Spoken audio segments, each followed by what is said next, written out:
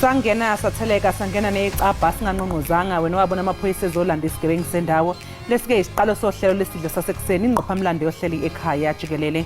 Namhlanje ke kuzobe kubanjwe inkonzo yomncwabo kalowo owazakhela udumo ngokusebenzisa izithombe ukuze adwebele abantu isithombe ngonya nesihluku sobandlululo udokotela uPeter Magubane. Kanti ke ehoreni lethu lokuqala sobe sigxile kakhulu ke engxoxweni eyithinte lenqalabutho. Igama lami nguNoxolo kwaMwali uMatshingi ihlaba nelimhlophe qwa intokazi yale ondini ngasesishamthetho sesifundazwe esidala Phambano Madlunguthi. Molo mamtshali. Molo Madlo. Uyaphila kodwa namhlanje. Sibulela impilo, sibulela kuqamatha nqonqo kumakhaya ngamakhaya kwindawo ngendawo enisibukele kuzo. Sikhahlele mampondweni emacwerheni kwabhaca emahlubini sithi namkelekile apha kusekhaya. Ngoku ke sithi thathelo cephe lakho ulithembileyo ulibethe litshe uphange ngoba sisaza kuphekela inqaku emva kwelinye. Kaloku asilindi nokuba uphole mbukeli wami. Uvimba wethu siza nawo uqhuma. Ukuzivela konke ke okuthi siza kuphathela kona namhlanje hlala nathi sihlale nawe phaku SABC Plus. SABC lihaye igama lenkqubo Ekhaya Jikelele. Dimlo ke unonkanyezi inkanyezi enomsantsa phakathi kwezinye. Umadlongothi mazipho mamshukuma umazondwa ngezinto zakhe. Amathe ngawetyala mbukeli masijonge eziphala phambile kule yure.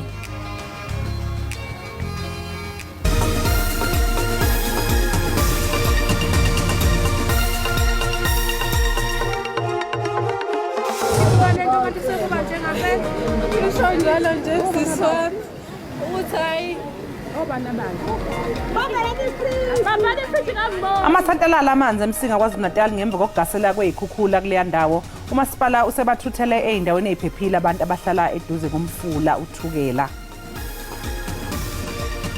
When presidents don't want to give away power, half the time they ultimately come up into rebel movements. Iqela le-ANC lithi akukho mfuneko yokuba kuqothwe okanye kululekwe okwasa kuba ngumongameli weli uJacob Zuma kuba seyishiye ngokwakhe i-ANC. Roman didn't train with us the last 4 days, but the medical report is positive. Umqeqeshi wabafana Hugo Brosh ukhathazekile njengoba kunabadlali abalimele enkanjini yeqembu lesizwe.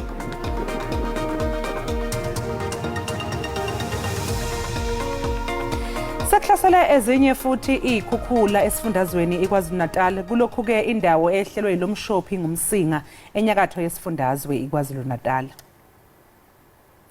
Umasipala umsinga usunxusa abantu abahlala kulezo indawo eziphansi kakhulu kanye nalabo abahlala endaweni eyigudla umfula uthukela ukuthi bazama ukufudukela kwezinye indawo eziphephile ngoba impilo yabo isengozini kwazise lugcwele liyaphuphuma uthukela. Umsinga uhlaselwa izikhukhula nje izwe lisashaqekile ngesigameko sokushona kwabantu abaningi eMnambithi khona KwaZulu-Natal.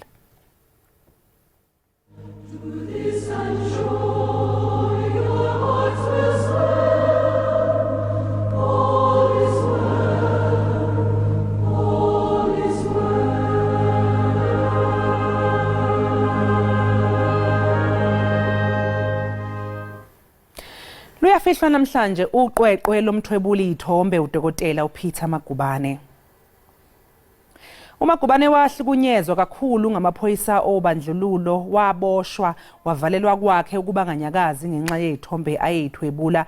Seyikhululiwe ke iNingizimu Afrika ngo-1994 uMagubane waqashwa njengomthwebuli osemthethweni kaMandela. Ushicilele incwadi ekuthatha kubeke ngezithombe zezibhelu zaseSoweto esihloko sithi June 16. Udokotela uMagubane uwole inqwaba yemklomelo ngalomsebenzi wakhe kuyona kubalwa i-Lifetime Achievement Award kwi-National Press Photographers Association NPPA kuma-United States International Awards. Ubuye wahlonishwa futhi nangendondo yethusi Order of Ikhamanga. Kwasekuthi ke ungqongqoshe wezobuciko amasiko nezemidlalo uZizi Kodwa wambungaza ngomklomelo weFantuka of Living Legends Recognition Series.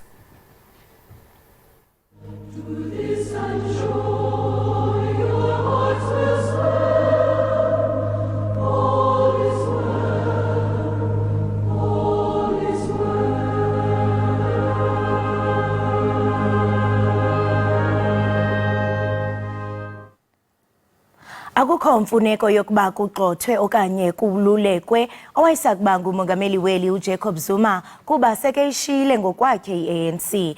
Elo lizwi ke eliphuma kusihlalo kazwelonke weANC umnumzana Gwede Mantashe. Isigqibo sikaZuma sokuzimanya nogaya inkxaso yombutho omtsha weMK kunyulo oluzayo sibangele izimvo ezininzi kwiANC. Amanye ke amagqala ombutho aquka uMavuso Msimang athi kube yintsikelelo kuZuma ungagayeli inkxaso kumbutho olawulayo. Logama ke uMantashe efanisa umbutho iMK kaZuma neqela labavukeli. Noma amanye amalungu enhlangano ebusayo iANC esekwamukelile ukuthi wayengumongameli weqembu uJacob Zuma useliflathelile leli qembu alihola iminyaka eyi-16 kuleli khetho oluzayo. Uhlelo kazwelonke weANC uthi uZuma neqembu lakhe iMK lifana nawo wonke amanye amaqembu aholwa yilabo ababe umongameli lana eAfrika abangafuni ukudedela izintambo zombuso. When presidents don't want to give away power, half the time they ultimately come up into rebel movements. I was telling somebody yesterday that Savimbi came up of a movement that was regarded as revolutionary at a point, but he wanted power. Bozes in the Central African Republic is leading a rebel movement. Dlakama is from Frelimo, is leading a rebel movement. It's normal in the continent. When you want power, you want to retain it forever. You will open a rebel movement. All we must watch, it must not be armed. That's all. Amagama kanobhala Jikelele weANC ufikile Mbalula ngokuthi iANC yavikela ucwaningo ngokwakhiwa komuzi kaJacob Zuma wengumongameli wezwe nanokuthi iqembu elibusayo laqamba amanga eParliament ngeswimming pool bethi ifire pool. uMantashe uthi ubudedengu nje lokhu into eshiwe uMbalula edlangalaleni. Wathi leli qembu lizobucwaninga lamazwi kaMbalula ngaphakathi. I thought it was carried away by yourselves, guys. He saw your cameras, he got taken away, and he said things he should not have said. To me, it's an issue that we will have to deal with it internally, that when you lead, you count every word you say. If you don't, you catch fire. And I think it's something that you learn in the trade. As you grow in the trade, you understand that better. You can say things that you are saying without being excited, but say things and explain things very well. Umongameli wenhlangano ebusayo uCyril Ramaphosa uphethelwe uhambo lwakhe kwisizwe samaNdebele ngokuhambela izindlu zomdabu zobuholi zombili waphinde wabapha izinkomo. Ikhomishana yakanhlapho yaveza ukuthi zombili lezi zindlu zengwenyama uMabhoko wesithathu wakaMahlangu wamaNdebele okaNzunza kanye nengwenyama uMakhosonke wesibili wakaMabhena bazobonakala njengabaholi bomdabu kule ndawo. I have come to pay our respects to His Majesty the King, and I've taken time to have a thorough discussion with His Majesty on a number of issues that have to do with obviously the kingship of the Amandebele, that have to do with matters of development here in this area. Unobhala Jikelele wenhlangano ebusayo ufikile Mbalula usasidalele amazinyo abushelelezi nobuholo ophezulu beqembu ngokukhuluma ngokwakhiwa komuzi wayengumongameli wezwe uJacob Zuma kanye futhi nephuli eyayisetshenziswa engazi ukuthi kuzoba yifire pool yokucisha umlilo uma umuzi kaZuma usha. Lokhu ke sekudale ukuthi abaholi baqavile baleli qembu nabaholi abaphezulu ukuthi uMbalula bambize bamkhuze futhi bamtshela ukuthi angaphinde nje avele akhulume edlangalaleni engacabanganga. Ngingusamkele Maseko ngibele izindaba zeSABC kwaNdebele eMpumalanga. Umphathiswa wezobulungisa kunye nenkonzo zoluleko uRonald Lamula uthethe neSABC News phezolo phambi kohambo lwakhe oluya eHague. Uthi ke uMzantsi Afrika unetyala eliqatha ngakwilizwe laseSirayeli.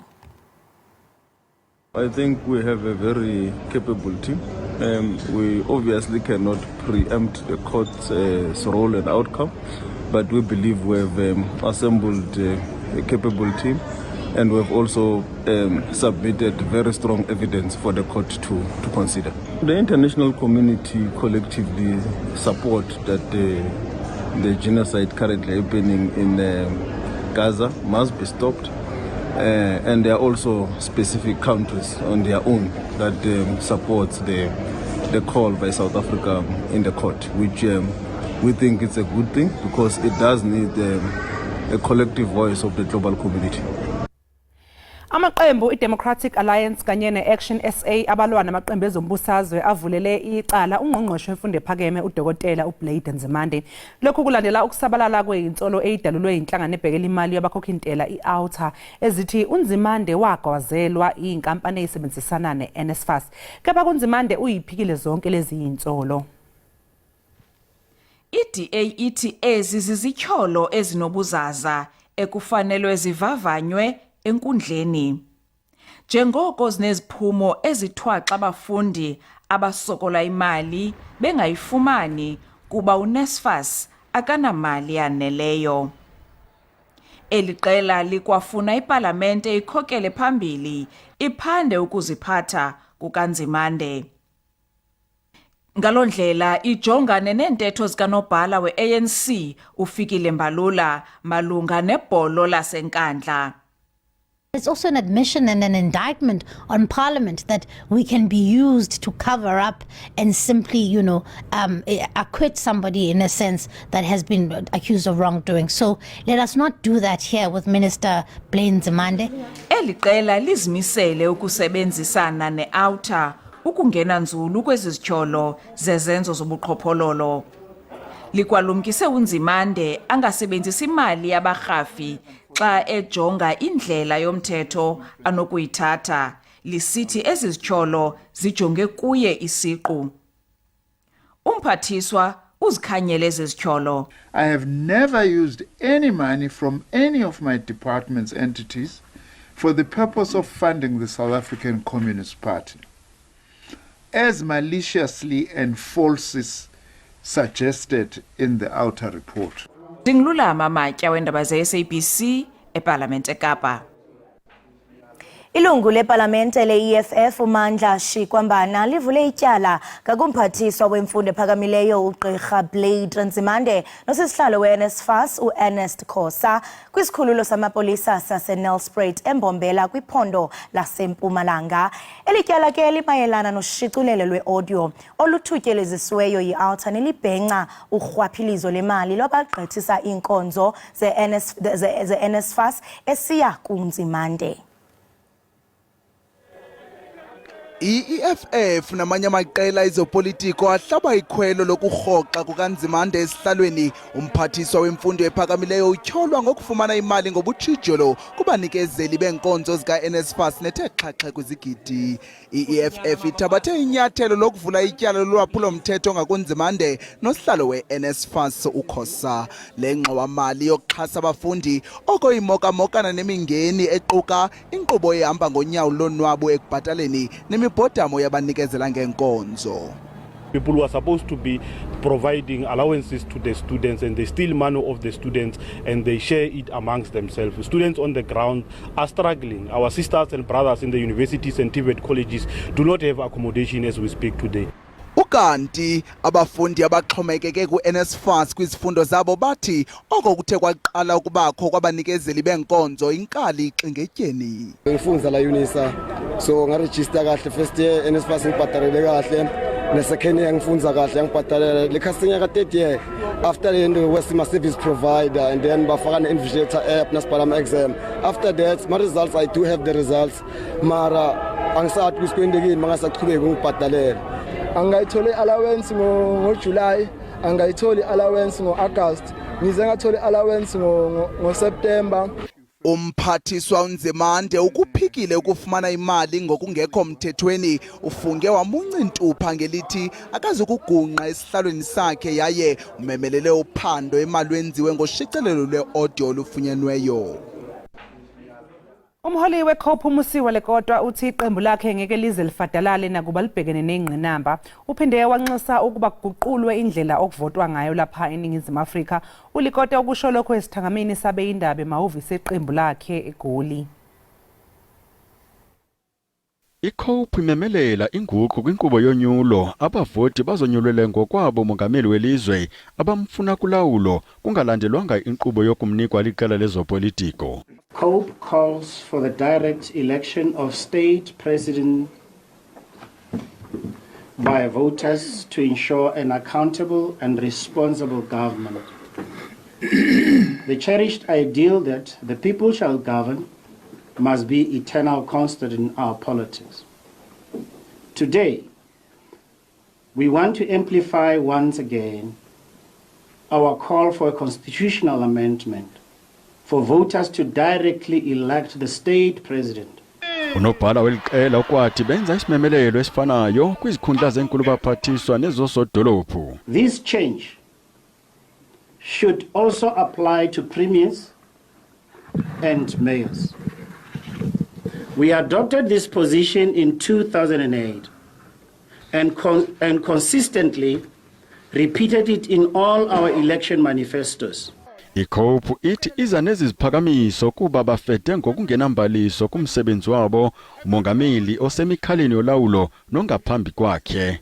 If the constitutional values of accountability, responsiveness and openness in Chapter 1 had been respected and strictly adhered to, the president should have long resigned or been removed from office.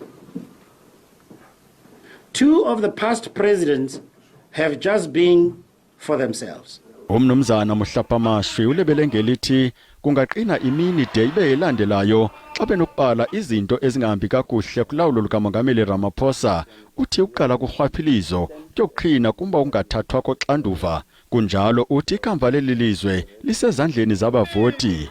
Obebhala kwiindaba ze-SABC ndingundimphiwe Gift Nongqotho. Ngaphambi kokuba uphume uye naphi na qiniseka into yokubana uxhobisekile ngokuqhubekayo kwisimo sezulu. Kanti ke uSouth African Weather Services uye wakhupha izilumkiso ongathi uzilindele kwingingqi yakho. Ithi qolo ujonge rhabula ungafinci.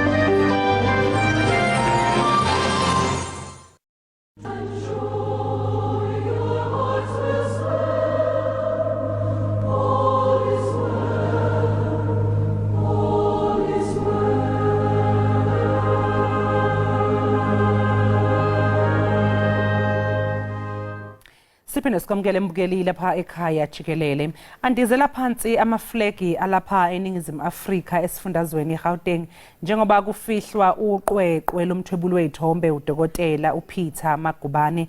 Lenkakha eyazakhela udumo ngokuthwebula izithombe zadonsa amehla phesheya kwezilwandle ishonele ekhaya layo ingungwe ngumndeni. Bakhona ke abamazi kahle uMagubane esemsebenzini enza ezibukwayo. Kuzum ngesixoxa nomunye umthwebuli onohlonze Siphiwe Sibeko. Asikubingelelo Sibeko sikwamukele lapha ohlelweni Ekhaya Jikelele. Sibonga kakhulu ngesikhathi sakho namhlanje kuseni. Ngiyabonga kakhulu. Sicela nje ukuthi usichazele kabanzi ukuthi umazi kanjani uDokotela uMagubane. Magubane ngimazi njengomunye wabathwebuli kufika kwami ku-industry.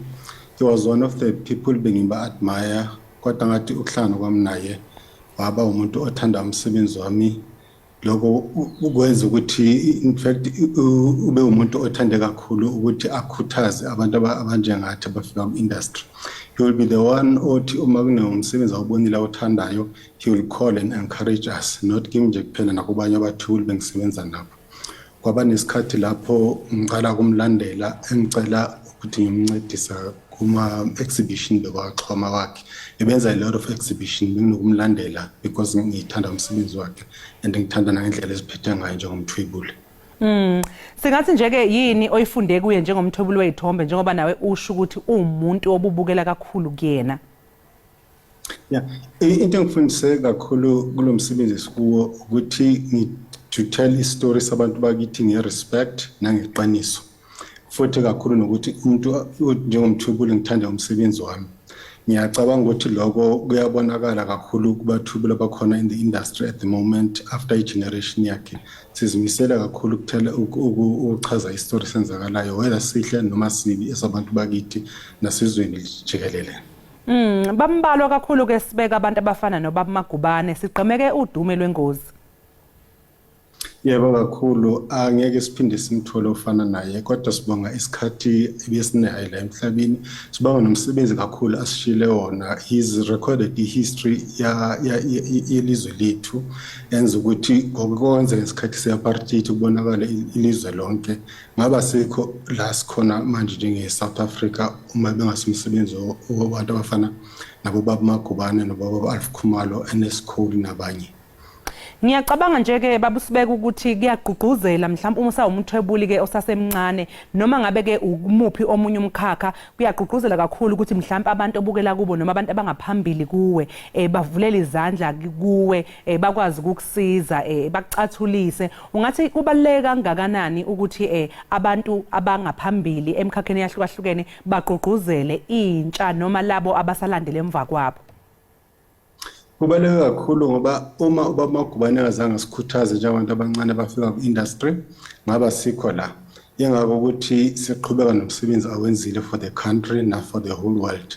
Sizimisele njengoba bengisho ukuthi into esiyenza nje kakhulu ukuthi si-record the history nento ezenzakalayo kuya country ngeqiniso nangokuzimisela.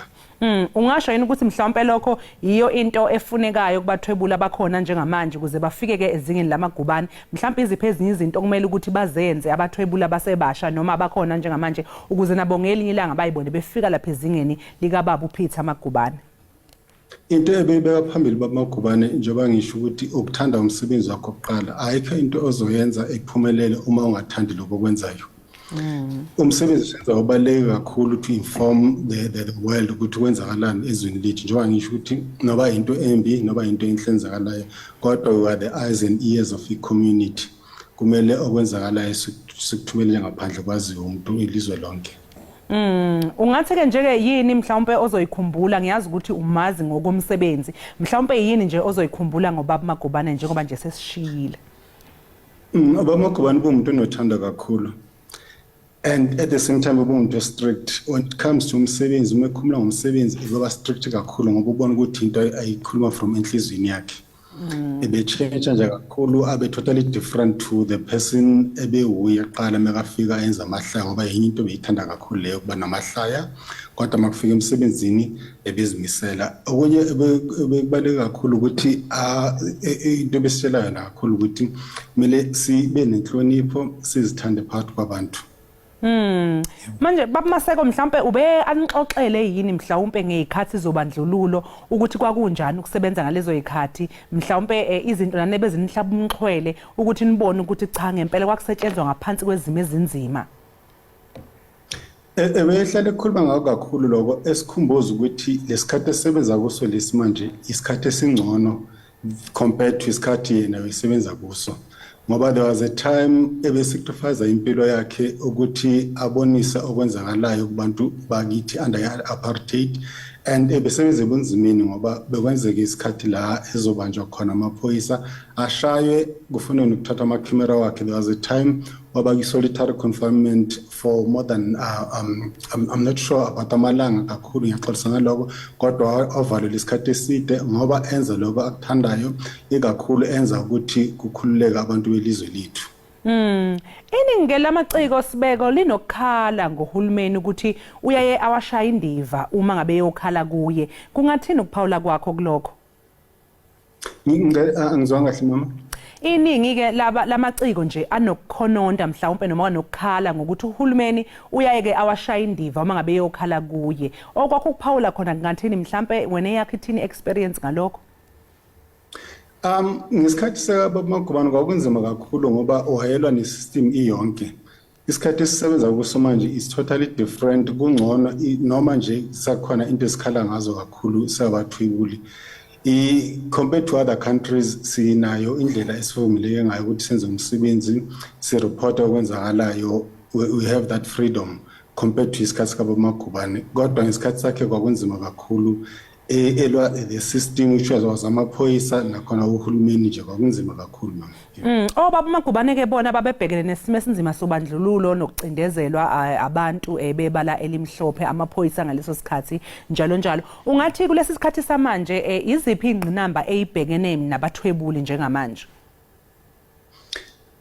Kunzima ngesikhathi la sikhava khona ngenza nje example, let's say sikhava ama protest. I think kubanzima esibanabo ukuthi kuma protest kuba nabantu who are not there to complain about it, to show ama grievances wakhona. Kunabantu ababanokubabugebengu abavikela intatheli ukuthi zenze umsebenzi wabo. Forgetting ukuthi intatheli zilaphayana not ukuba society la whoever abacomplaina ngayo. We are there to tell their story. Ngathi lokho kungenza ukuthi abantu ba-understand into eyenzakalayo, the role that the media plays in our society. We are not against our people, we are not taking any sides, but ngathi nje ngayekwa senze umsebenzi ngendlela ekhululekile sibe free nje kuphela. Sesiphetha ke ungathini nje ke ukwedlulisa amazwi enduduzo emndenini kaMagubane kanye nje ke nasezweni lonke? Umndeni waMagubane ngathanda ukuthi siyabonga isikhathi abasiphesona noBamagubane. Ube umuntu osamukelayo siyi committee ama journalist esifundisa sibonga lesikhathi lesesiphesona. Akulahlekelanga bona bebodwa nathi silahlekele siyizwe nje lonke. Siyabonga umsebenzi asishela wona. Siyathemba ukuthi uzofundisa abantu abalandelayo abasemva kwethu. Sibonge kakhulu basale ngoxolo. Ungathini ke umbono wakho mhlawumbe kulabo abangathi kusungulwe noma isikole esofundisa ke abathwebula abasafufusa mhlawumbe siqanjwe ngayo baba Magubane? Iyaphazamisa kakhulu leyo ngaba umbono omuhle kodwa iyaphazamisa kakhulu even though kwicase kaBamagubane angeke ngithi ngikhalaze ngokuthi ebenga respectwa ngesikhathi esaphila ngaso. Ngicabanga ukuthi ama awards bawathola ibe indlela yokumbonisa ukuthi we appreciate umsebenzi omuhle awenzayo. Ubonisa ukuthi uyathandwa, siyawujabulela umsebenzi awenzayo.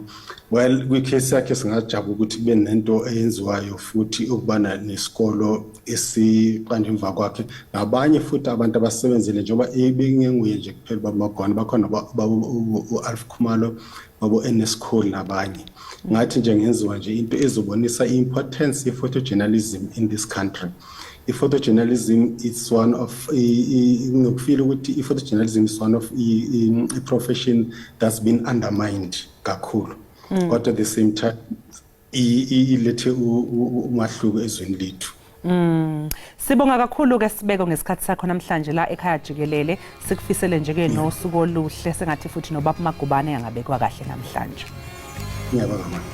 Lowo ke bekungumthwebuli onohlonze uSipho Sibeko besixoxa naye ngokwedlule emhlabeni kaDokotela uPeter Magubane. Lenqala bothi umthwebuli ithombe izongcwatshwa namhlanje kanti ikonzo yomncwabo izobanjelwa lapha eBryanston Methodist Church.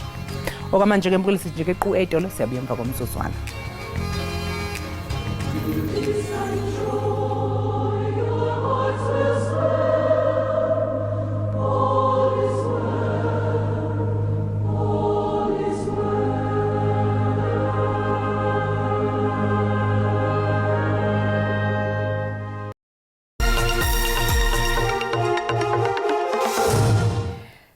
Siphinde sikwamukele mbukeli lapha ekhaya Jikelele njengamanje ke ake sibheke ezemidlalo iBafana Bafana ibhekene nezingqinamba njengoba kulimele abadlali abathathu eqenjini sekusele nje isonto elilodwa vo ngaphambi kokuthi kuqale umqhudelwano iAfcon eIvory Coast. We have a few problems, a few little and a big one. So the little one is here on my right.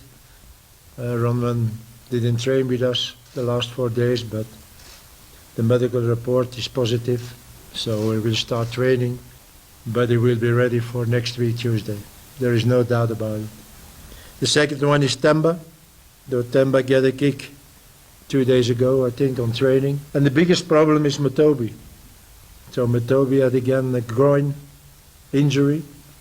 So the doctor is now with him and we will wait the medical report.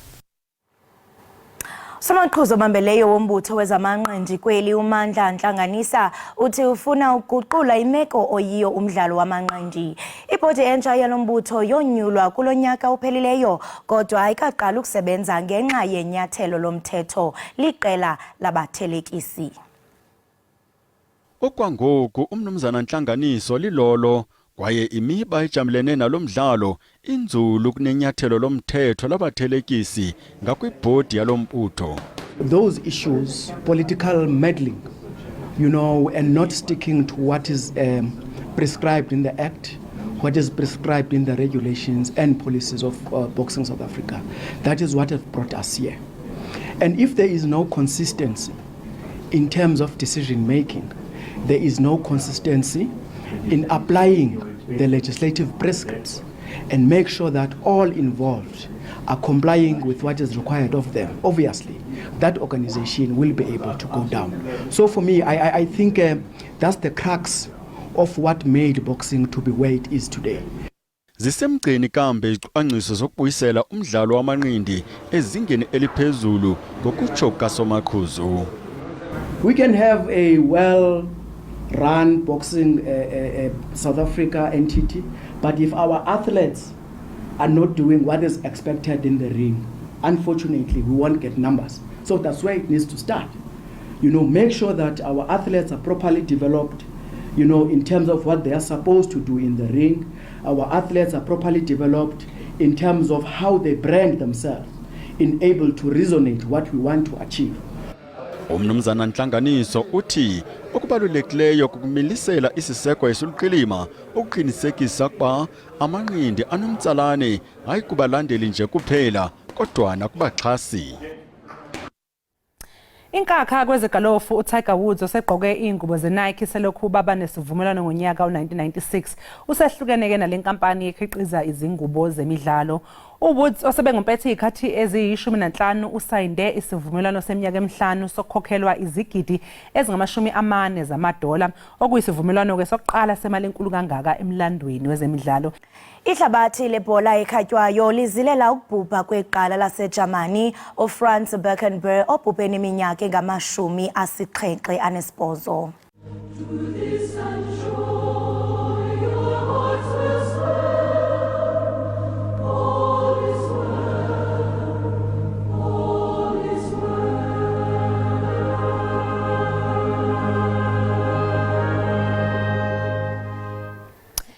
Siphinde ke sikwamukele mbukeli lapha ekhaya Jikelele sibonge kakhulu ukuthi ke usahlanganyele kanye nathi namhlanje ekseni kunguye uLesithathu.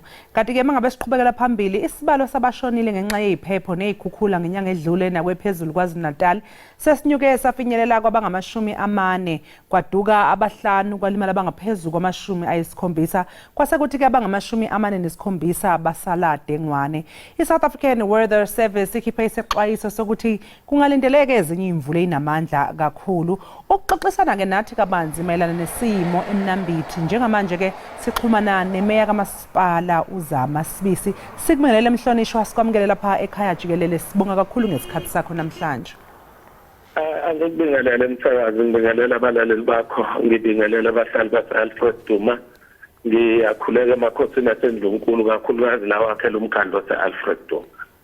Mhlonishwa kuba impela lokhu esikuzwayo nesikubonayo lapha yana mayelana nesimo lesi enibhekene naso. Engabe isimo siyadamba yini kuze kube manje Mnambithi noma mhlawumbe izinto ziyaziba zimbili kakhulu nangokwesibonelelo nje ke ingqalasizinda nezinsiza eziyebantwini njengoba bona ngokwabo kuncane kakhulu abangazenzela khona. Msakazi umuntu akusho ukuthi isimo asisihle neze.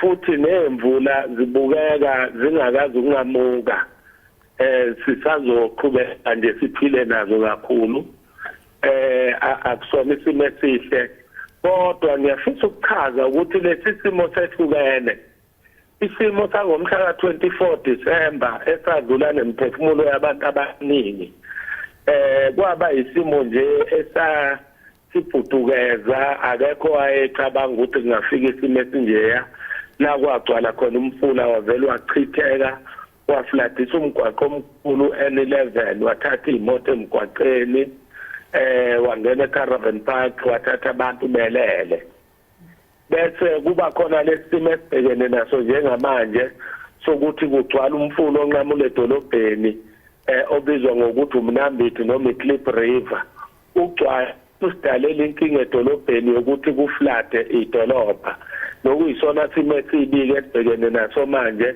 esisho ukuvalwa kwemigwaqo ethile edolobheni imigwaqo efana no-Nile Street o-Forbes Street o-Alexandra neminye imigwaqo evaliwe ukuvalwa kwale migwaqo yomsakazi kusho ukuphazamiseka kwamabhizinisi ahweba kuleya ngxenye yedolobha kungewona nje amabhizinisi amakhulu odwa kuphazamiseka ngishabadayisi basemgwaqeni kuphazamiseka amarenki imvula ibe enkulu kakhulu kwaphazamiseka ngisho ukusebenza kagesi kwezinye indawo futhi akugcinanga edolobheni kuphela Msakazi mawadini asemakhaya nakhona umonakalo omkhulu kakhulu imigwaqo igugulekile kwahamba ama bridge lawa amancane okuwela asemakhaya kwenye wadi nje uward 31 uhambe ngisho ibridge lelenyawo ipedestrian bridge ewela umfulo omkhulu Iindaba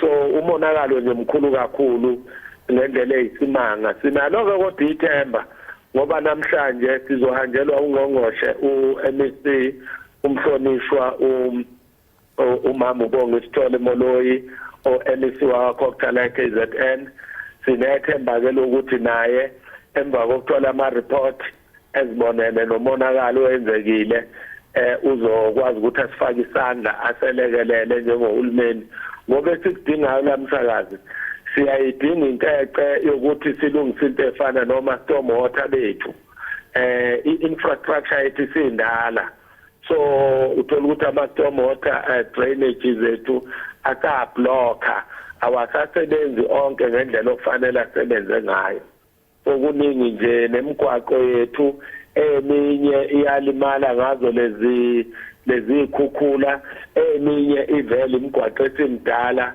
edinga ukuthi siyiqalele phansi. Yebo Mhlonishwa njengoba ngozwa uPaula udaba loMnambithi umfula uMnambithi okuwena okapakela edolobheni uMnambithi nizokhumbula ukuthi akusikho okokuqala ukuthi kubonakale lapha idolobha seLemnambithi lembozwe ngamanzi nangonyaka owedlule kusho ukuthi nje iminyaka ngeminyaka sibona lokhu kwenzeka lapha edolobheni laseMnambithi mhlawumbe isikhathi kwenzeka ngonyaka odlule akubanga khona mhlawumbe umqondo noma ukuthi kwenziwe uhlelo lokuthi mhlawumbe ngonyaka olandelayo kungagwenywa kanjani lokhu noma kungavinjwa kanjani ukuthi kwenze umonakalo lomkhulu kunalo. Msakazi angisho ukuthi thina njengele council ekhona singene ngomhla ka17 December 2021 kwase ukuthi kuqala nje u2022 lapho ngoFebruary March lacwila idolobha emanzini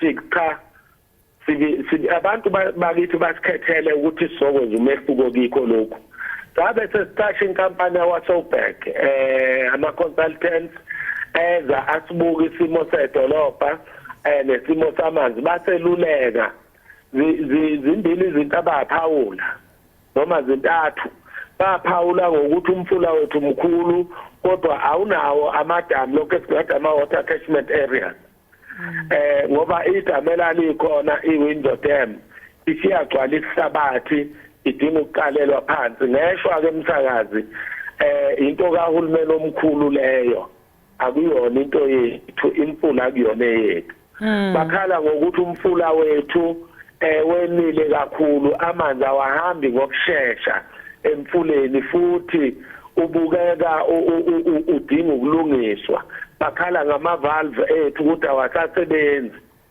siwafakile ke msakazi ama-valve qale ngawo safaka ama-valve awu-11 emfuleni baphinda futhi umfula bazama ukuklerisha laba bebesifakela ama-valve kodwa kuyabonakala msakazi ukuthi akuselekelelanga ngoba noma ngonyaka owedlule ukucwila kwedolobha kwathi kuba sezingeni eliphansi noma ke kulezi imvula futhi zomhla ka24 lacwele idolobha kodwa akubanga njena kodwa ke lokhu kuyasikhombisa ukuthi umsebenzi usemkhulu kudinga sibuke kakhudlwanyana ukuthi yini esizoyenza ngoba ngeke siyeke khona umsakazi ukulwisana nokucwila kwedolobha kufanele ukuthi silwisane nakho size sikunqobe so njengoba sikulesi simo nje sebeqalile abasebenzi bethu bakwamasipala ukubheka ukuthi yini esisebenzelayo yini engasisebenzeli sizophinde futhi sifuna abanolwazi oluthe ukuthi xaxa beze bezobuka isimo baseluleke siyafumana futhi nohulumeni omkhulu nenhloso yokuthi eminyangweni kuhlonishwa ubaba uThenzo Mchunu nenhloso yokuthi abalivusi idamu leli elikhona iWindsor Dam ukuze amanzi kube khona indawo zokuwabamba phela engahamba umathanda nje so kasizuyeka msakazi ukwenza umsebenzi soqhubeka siwenze futhi hayi ukuthi sihlela senzile ukuthi siqalile ukwenza umsebenzi kusho ukuthi ke lento isinesikhathi umonakalo omkhulu uningo sekudinga ukuthi kwenziwe. Mhlonishwa nazi nezikole ziyavulwa ke kuleli sonto elizayo ingabe mhlawumbe lesi simo ngeke yini siphazamiseke nje ukufunda nokufundisa ezikoleni futhi ke izikole ngabe zikulungele yini ukufundela msakazi izikole azikho sibikelwe ngazo ukuthi zilimele lokho ke njengamanje ngo8 ekseni nje ngizobe nginomhlangano no-municipal manager nethimba lawa infrastructure okuhlanganisa no-deputy mayor uchairperson weportfolio ka-infrastructure sikwazi ukuthola isithombe esigamagamile sokuthi umonakalo ungakanani inethintekile kodwa ngisho umsakazi ukuthi thina njengomasipala sinenhlanhla thina kumasipala wase-Alfred Duma uthi umasipala ophethe kahle imali lokho kuyasilekelela kakhulu ngizokwenzela isibonelo nje ukuthi sike sanenkinga yokukhunyelwa iziteshi kagesi vele nje explode i-substation uthi ungakakhokha umshwalense kufanele ukuthi abantu bakithi ugesi ubuyele esimweni bakwazi ukuqhubeka nempilo besikwenza ke njengomasipala zize zihambile ama-substations ethawakhuma namanje ke msakazi njengoba sizohambisa ireport kwakhokha ezobisho umonakalo ukuthi ungakanani asizulindi ukuthi kuze kuphendule ukhokha kuzofanele ukuthi siyocinga ezikhwameni zethu njengomasipala ukuthi sinani ukuze sibuyisele imigwaqo esimweni kuyavula izikole ngeviki elizayo imigwaqo yonke iyasebenza ama-bridge abegugulekile sesikwenzile okungenani okutemporary nje ukuthi abantu bakithi bakwazi ukufinyelela lapho kufanele befinyelele khona. Sizwile kamhlonishwa nokuthi kwenziwe ulibofuzo lweyidumbe imbili zokugcina ezitholwe ngempela sonto edlule ukuze phela qinisekise ukuthi ziyingxenye yamiphi imindeni ngabe yithini ke izintshamela nalolu daba msakazi angiqale ngokubonga kakhulu emphakathini wakithi Alfred Duma ngingeke ushalazele msakazi ukubonga amakhansela enkatha namalungu enkatha ngoba mina ngibona abantu abangithumile lapha kwamasipala uthena kufika isimo la sekuhambe khona amabhisa sekuhambe yonke iminyango ebikhona ilekelela kunemndeni ethi abantu bayo ayikabaholi ngase ngiphendukela kubantu benkatha ngatshela abaholi benkatha ukuthi abantu enangithuma ukuthi ngizobahola kwamasipala badliwa izilwane emfuleni imndeni yabikhalela mina ngelekeleleni ukutakula labantu aphuma kamalungu enkatha ngobuningi bawo nomphakathi msakazi waphuma futhi bangihlonipha ngoba ngangicelile ukuthi ngicela izikipa zepolitiki zingagqokwa bangihlonipha bangazigqoka saphuma sayofuna ngabe ikhona umsakazi ngihamba nabo abantu phansi ngicela isigqoko sami nami ngiphethe ithawula nobhoko safuna uNkulunkulu wasisiza kwakhona abantu esibatholayo kodwa ukuthi abantu batholakala sebonakele ilanga liyachisa bamuka namanzi bagciniwe ke laphana ngicelile ke ukuthi akwenziwe ulibofuzo ngoba bonke abantu abenza ulibofuzo ngoba akusakwazeki ukuqinisekisa ukuthi isidumbu esitholakala esikabani esinjani esikabani so isimo sinjalo njengamanje umsakazi sisalindele imphumela ke ukuthi imphumela iveze ukuthi idumbu etholakele ezoba. Sibonga kakhulu umhlonishwa ngemizamo yenu nangesikhathi sakho nje ke sengathi konke kungahamba kahle nesimo engathi singabuyela esimweni.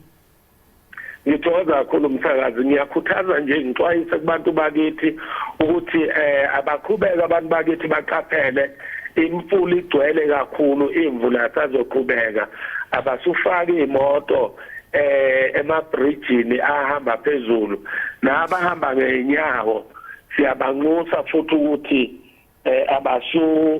abasuwela ihoshe egcwele amanzi ngoba lokho kubeka impilo zabo ebucayini. Sibonga kakhulu umhlonishwa lowo ke bekuyimeya kaMasipala Alfred Duma uzama SABC exoxa nathi nje ngezintsha mayelana nezikhukhula zaseMnambithi.